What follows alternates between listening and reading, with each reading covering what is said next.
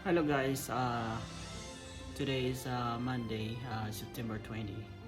So today is the federal election here in Canada. So bali, it seems that we are citizen here, so we have to vote. So yun. Bali, very organized sila dito pag botohan ganito. Makaka-receive ka ng ganito na ganitong card once na registered voters ka. So papadalan ka nito, and then pag ipapakita mo lang to, ito dadalhin mo lang card na to doon sa sa presinto kung saan ka naka-register na buboto. Tapos then aside from this, you have to bring a piece of ID para ma-verify nila yung name dito sa card na to, and then sa ID is pareho. So ganun lang kasimple guys. So bali, ito yung makikita mo.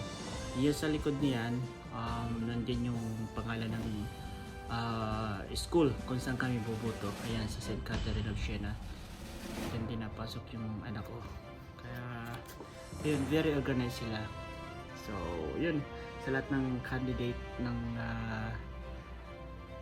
dito sa federal election ito, good luck to all of you.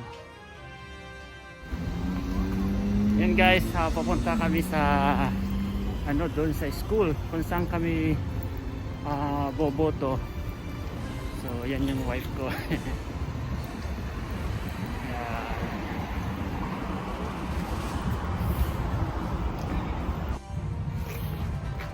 Ayan guys, tapos na kaming bumoto. Ganun lang kasimple, ganun lang kadali. Bali 5 minutes lang kaming nandun sa tapos na yung pagboto namin. Di ba? Walang hassle. Ganun sila ka dito, ka-organize.